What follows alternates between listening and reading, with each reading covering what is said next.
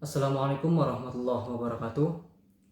Yang saya hormati Bapak Joko Suharyanto, SE, MM, CPOD, selaku dosen pengampu mata kuliah pasar dan lembaga keuangan. Saya Nanda Arif Wicaksono dengan NIM 250201011162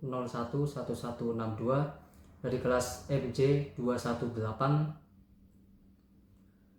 Pada presentasi hari ini, saya akan menganalisis dua produk keuangan kekinian yang sangat relevan bagi generasi muda. Di era digital ini, tantangan terbesar nasabah bukan lagi soal kesulitan akses keuangan, melainkan bagaimana mengelola keuangan dengan bijak. Oleh karena itu, saya memilih dua produk yang kontras, yaitu kombinasi yang saling melengkapi. Yang satu dari sektor perbankan modern, dan satu lagi dari sektor lembaga non-bank, lembaga keuangan non-bank. Ini langsung saja untuk produk pertama, yaitu dari sektor perbankan.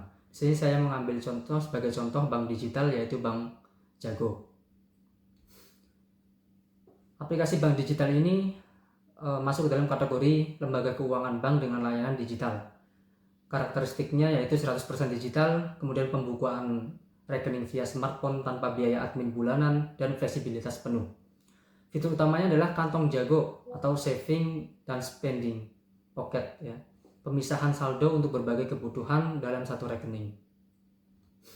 Fitur ini itu memungkinkan nasabah memisahkan uang mereka ke dalam puluhan kantong digital berbeda, ya, seperti kantong bayar kos, kantong makan, hingga kantong dana darurat hanya dalam satu rekening tanpa ribet.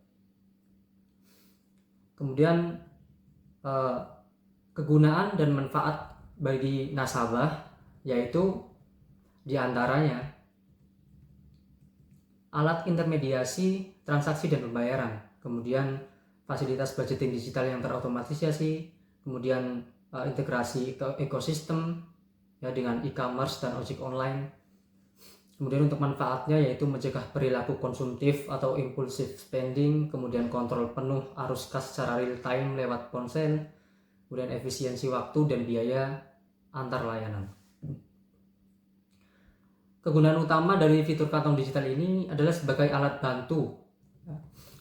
bantu, atau budgeting otomatis. Manfaatnya sangat besar tentunya bagi nasabah, terutama mahasiswa, ya, untuk melatih disiplin finansial. Dengan memisahkan uang sejak awal bulan, nasabah terhindar dari resiko memakai uang jajan atau uang kuliah untuk keperluan konsumtif lainnya.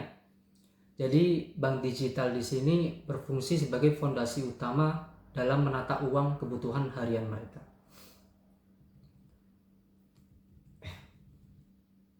Itu untuk produk yang pertama. Kemudian untuk produk selanjutnya, produk yang kedua adalah inovasi dari sektor non perbankan atau upper digital. Di sini saya mengambil Bibit sebagai contoh, ya.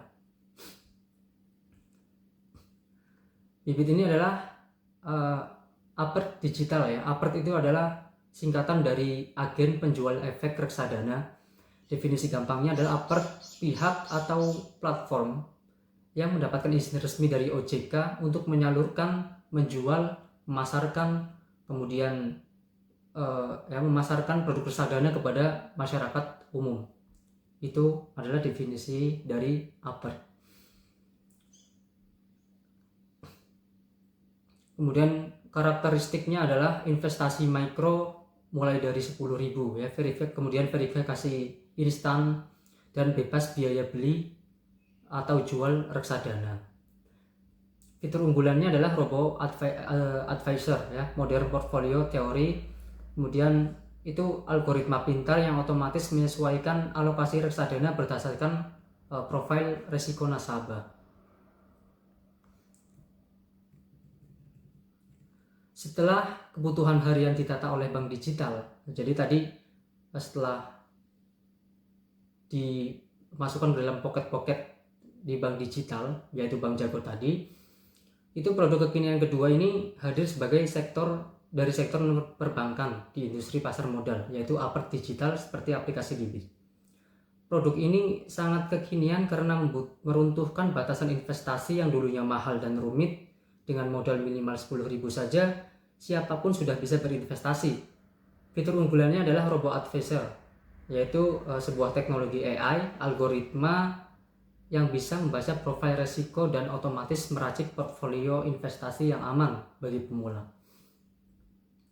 Selanjutnya adalah kegunaan dan juga manfaat apart digital bagi nasabah. Kegunaan produk ini yaitu menyederhanakan akses masyarakat umum atau retail investors ke instrumen pasar uang, ke instrumen pasar modal, ya, reksadana pasar uang, obligasi, kemudian saham.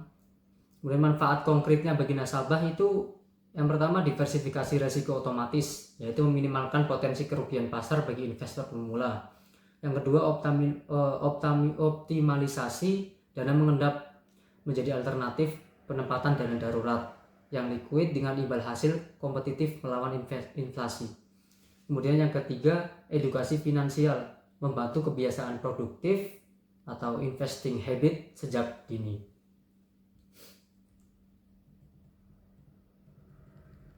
Ya, jadi manfaatnya itu adalah kemudahan melakukan diversifikasi aset, kemudian nasabah bisa menaruh uangnya di reksadana pasar uang yang cenderung aman dan liquid untuk target jangka pendek, atau reksadana saham untuk jangka panjang.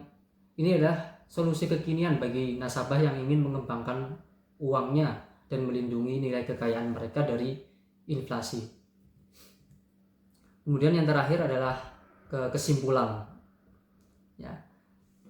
Jadi sinergi ekosistem keuangan modern di sini adalah uang masuk, alurnya ya, uang masuk kemudian diatur oleh Bank Jago melalui pembagian poket-poket tadi, kemudian selanjutnya diinvestasikan ke bibit sama dengan menjadi keuangan yang sehat atau pengaturan keuangan yang bijak.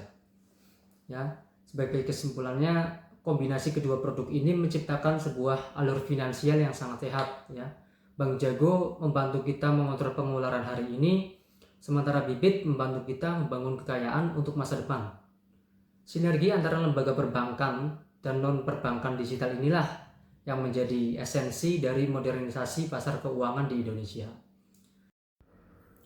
Sekian presentasi dari saya. Atas perhatiannya saya ucapkan terima kasih. Wassalamualaikum warahmatullahi wabarakatuh.